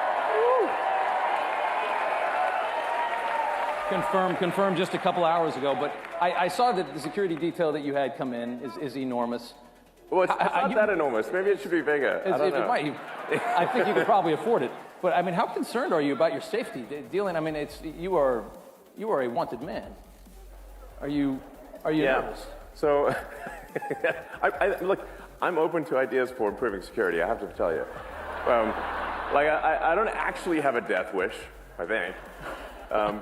But you know, it's not that easy. Yeah. I mean, but I have I've had even people like President Bukele from El Salvador who managed to put in prison I don't know 100,000 murderous thugs, and he was he called me. He's like, I'm worried about your security. I'm like, you're worried about my security? I'm like, what? Okay. That's you know. I mean, yeah. Talk about guts to do that down there. I mean, yeah, totally. And survive. I was like, how did you put all those thugs in prison without dying? Because it seems like that would have been not easy, you know. Well, the president has one of his top attorneys is now investigating, I guess, Chuck Schumer for threats against SCOTUS, a congressman on the Democrat side. For saying, basically saying he's going to bring a war to you, like a fight to you. I mean, the rhetoric. You guys are screwing with things that are not supposed to be messed with. And we're fighting the Matrix. There's a lot of people that really don't want that to happen. Yeah, we're fighting the Matrix big time here. Yeah. But it's got to be done. Yeah. And it certainly does. What's going on with? Tell us about Fort Knox. Yeah. There's Kentucky. It's a military base. It's a ton of gold, tons and tons and tons. 5,000 tons of gold, or 5,000 tons of gold are there in the ground and this. I mean, it's a very secure thing. I thing. think we all want to see it. I'd love to see it. This is your gold, by the way. It's the public's gold. Do you think it's not there? I don't know. But I think you just want to see it. Yeah, we want to go see it and just make sure somebody did spray paint some lead or something, you know? Yeah. Is this real gold? Fight at the bar, you know? Didn't dent. But I think honestly, part of this also is just let's have some fun and like I said, all this gold at Fort Knox, it's the public's gold. It's your gold. So I think you have a right to see it. You want to take a tour? You know, yeah. I think we should have do a tour. And then the president last night was like, "That's not." I think he's in favor of it. That would be cool. And then it should be a live tour. You can see what's going on. Open the door. What's behind it. Well, and there's I think I'd watch that. Oh, are you kidding? Yeah. I mean, what is 5,000 tons of gold look like? What does How it big look is like? that? Is it the size of this? It's got to be pretty big, you know. It's got to be a lot of gold. gold. But there's some other stuff in there, just walk around, I don't know, maybe they got some other stuff in there. Are you thinking about auditing the Federal Reserve as well, which is obviously yeah, sure. Regulates our economy. I imagine you think the waste has got to be everywhere. Yeah, no, waste is pretty much everywhere. People ask, how can you find waste in D.C.? I'm like, look, it's like being in a room, and this target, the wall, the roofs, and the floor are all targets. So it's you're going to close your eyes and go shoot in any direction. Because you can't miss, you know? So it's pretty wild. You just push on things a little bit and you save billions of dollars. Just a little bit, you know? It's wild. It's scary, isn't it? That's why I say it really is underrated if you add caring and competence, how much things improve. Yeah. And we just find so many totally crazy things, which, we're sharing with the public. We post everything we learn, so you can see it, you know. What do you? It's isn't it it's totally wild? We just did check the database on Social Security. It says how many alive Americans eligible for Social Security are there? And according to the database, it's over 400 million. And we're like, wait a second. And how many are getting? How old are they again? Yeah. And then like we found like one person in there is like 360 years old. I'm like, what? They know Ben 100 Franklin years or before the something? I revolution. mean, Yeah. you know, America didn't exist before that time. Like so. Yeah, we were colonies. You know, maybe it's just me, but I think it's a red flag. I don't know. But are there indications that that there were checks going to those people or any of those people? Well, yeah. That's, I guess, the question, right? I mean, I get the Social Security Administration is dumb, but are they paying these people? Are they that dumb? I don't know. A bunch of money is going out from the Social Security Administration, and in fact, from all entitlements programs. $72 billion in waste in like 7 years. That's $10 billion a year. Well, I think the fraudulent payments. The rough estimate from Government Accountability Office is over $500 billion of fraud a year. $500 billion. And how long at a time? Per year. Per year on Social Security? No, on all on all government. On all entitlements. All entitlements. All entitlements. Yeah. It sort of actually makes sense when you look at the thing from a top level and say, like, okay, the $7 trillion of spending by the government. What percentage do you think is fraudulent? Okay, exactly. Like a conservative estimate of the $7 trillion would be 10%. Conservative. Probably a little higher than that, yeah. Exactly. Feels like a quarter out of every dollar, right? But if the fraud's only 10% of $7 trillion, you've got $700 billion of fraud. Yeah. And by the way, it's like really easy to take advantage of the federal government. It's very easy. So. Very easy. Look at COVID. Yes. Everybody got rich during COVID. I mean, look at all these scammers. I mean, it's unbelievable. It looks like, in terms of the COVID payments, there was something like $200 billion of COVID payment fraud taken by fraudsters out of the country. Out of the country, yeah. That's like I think, listen, if there's going to be fraud, it should at least be domestic. Yeah. So, you know. But they managed to get $200 billion out of the country. I'm like, what? Didn't we notice that? Let me ask you, let's do immigration here for a second. You know, there's this move now that Trump's latest thing is that he's going to cut funding, any kind of money that ends up in the hands of illegal immigrants. So if you're funding these sanctuary cities and states, that's how they thrive, right? They're paying for these hotels. That's all federal money. If you got a hotel in your city in New York, you got all these hotels full of migrants, that's not state money. That's the feds are covering that. He's going to cut all that. It's really hard to deport 15 million people. And it seems like the move now is, let's see if we, especially at the rate that we're going, it seems like the move now is, let's make it so that they leave on their own. If there's no longer a dole system for them, if they can't get their hands on hotel rooms and money, they're going to go back, especially if there's no work. Well, I think it's really important for people to understand that the Biden administration sent any possible money that they could if there was money they could send to facilitate and amplify illegal immigration, they sent it. Okay, they took money from FEMA meant for helping Americans in distress and sent that money to luxury hotels for illegal immigrants in New York. That is an outrage. Yeah. They actually did that. And not only that, even after the president signed an executive order saying it has to stop, the FEMA, the sort of whatever deep state bureaucrats still pressed send on $80 million last week to go to the Roosevelt Hotel in New York and other places last week. And now they're mad that it got stopped, and they're like trying to sue to have it be restored. It's like the gumption is unreal. You think they're creating a new voter class? Do you think that was the goal when they opened up the borders for 4 years?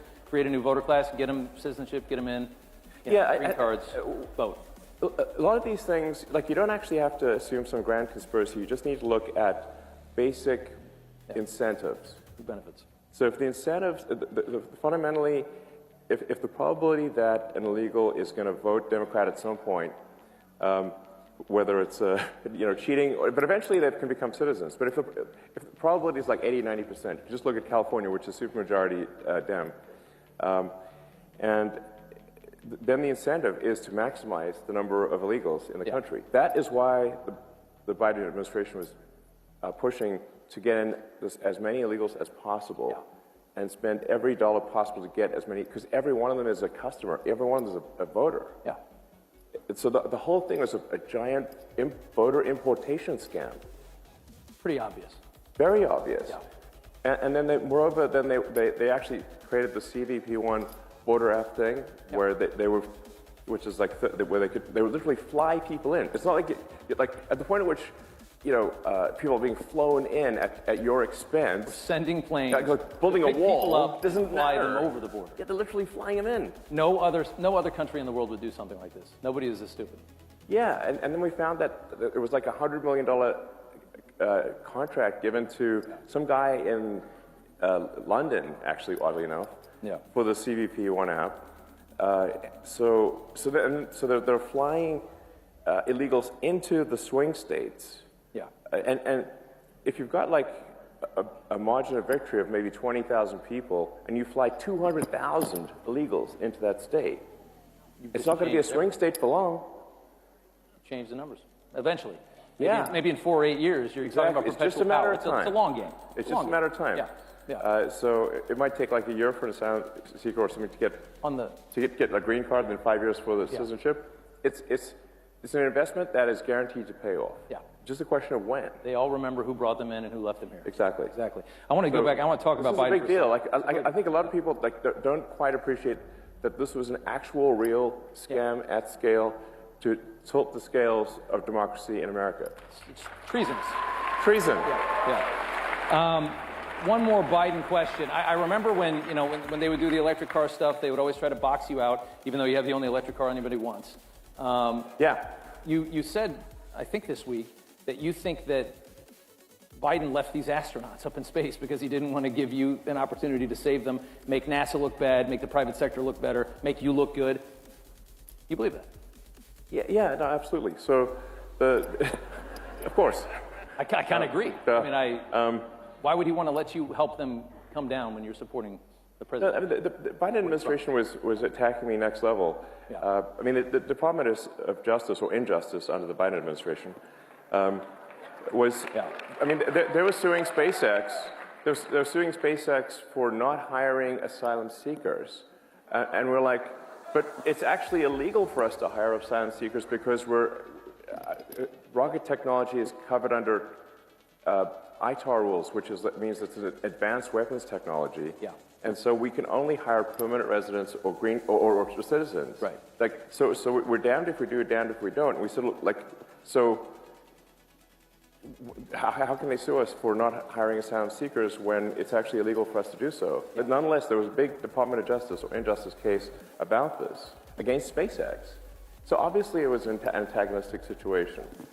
And those astronauts were supposed to be up there for 8 days, and now they're up there for 8 months. Does that make any sense? And we obviously could have brought them back sooner, but they didn't want anyone who supported President Trump to look good, basically. That's the issue.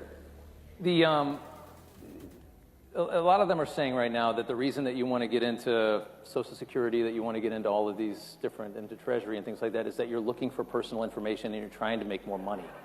I've never met anybody as rich as you that cared less about money in my life. Every time I hear a story about you, you're sleeping on a couch of some other guy in a city that you could buy the entire thing. I don't think you care about money, do you? No, actually, I mean, listen, like if I steal some Social Security, I can finally buy nice things. And on that same question, they're also talking about you guys are going to end Social Security, you're going to end Medicare, you're going to end these things. I don't imagine that conversation has been had with the president, and that's the plan. No, in fact, the actions that we're taking with the support of the president and the support of the agencies is what will save Medicare, what will save Social Security.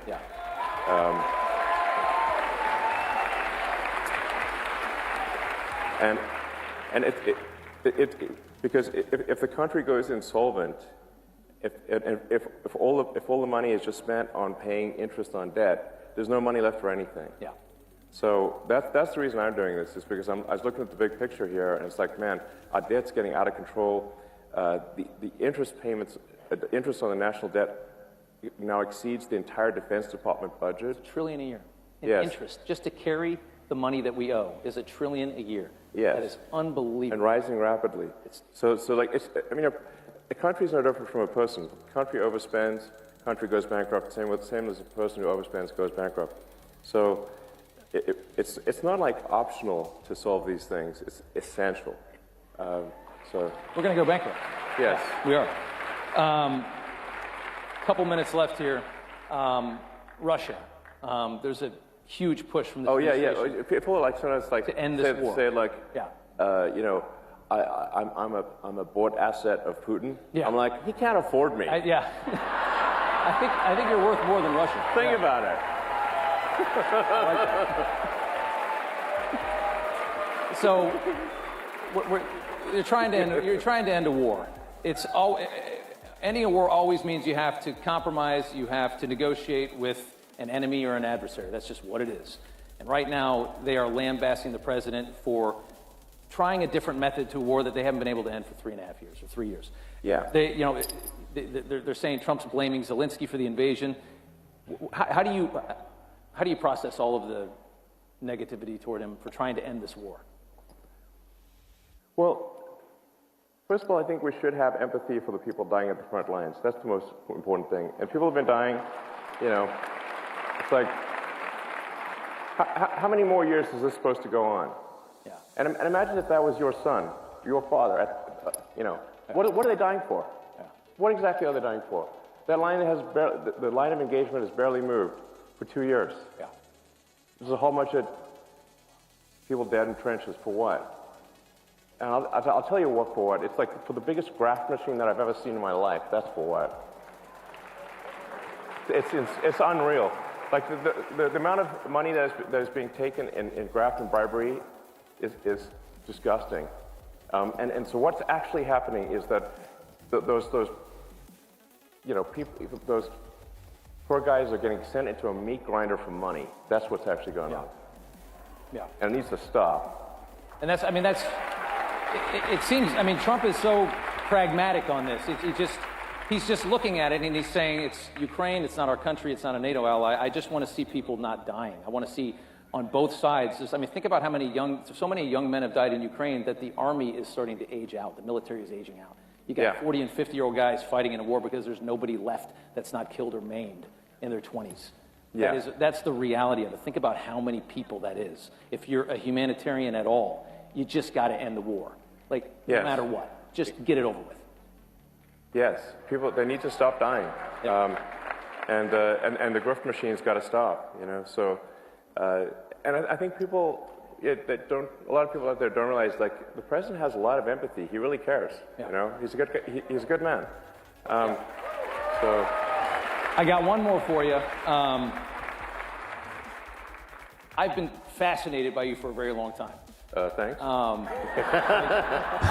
I've never seen anybody that can, do so many things at the same time. You've got the rockets, you got the cars.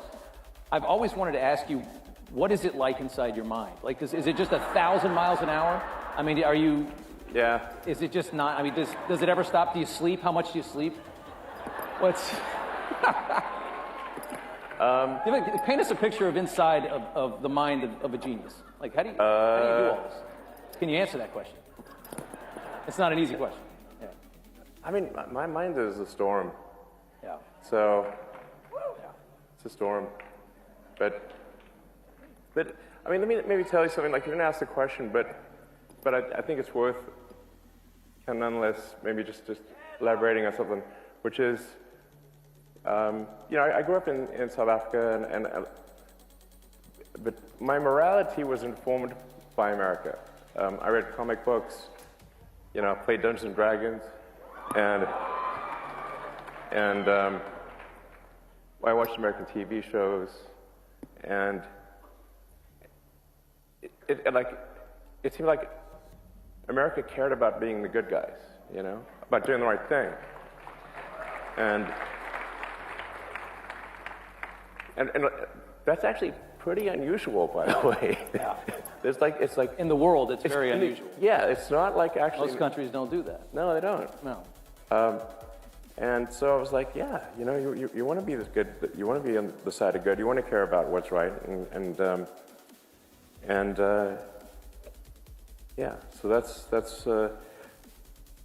yeah, what I believe in, you know. So I gave you a tough one at the end. yeah. So yeah. That's great. That's great. Elon Musk. All right, thank you. Thank you so much. All right. I appreciate it. Thank you so much. All right, that's Elon. CPAC was awesome. You guys, a lot of good players in it. I'm going to start putting some videos out there with just quick clips of different things that kind of ran through. But he's really owning the, I don't know, the persona that the media is trying to paint him as. So, I mean, Rachel Maddow, this is what she's trying to paint him as, and he shows up as it. And he's like, "So what? I'll own it." Anyway, more stuff to come a little bit later. The daily briefings, we had a lot of interesting. Stephen Miller was at the last White House briefing. That one was really charged up, really charged up. I can't think of a single front right now with the administration that has any weak point or something that needs to, have more attention to. It's like it's been delegated to the right people that are running with things at this point. And I mean, I don't want to say smooth sailing, but it all looks good at this point. But anyway, like, subscribe. We'll be back on again soon, guys. I appreciate you spending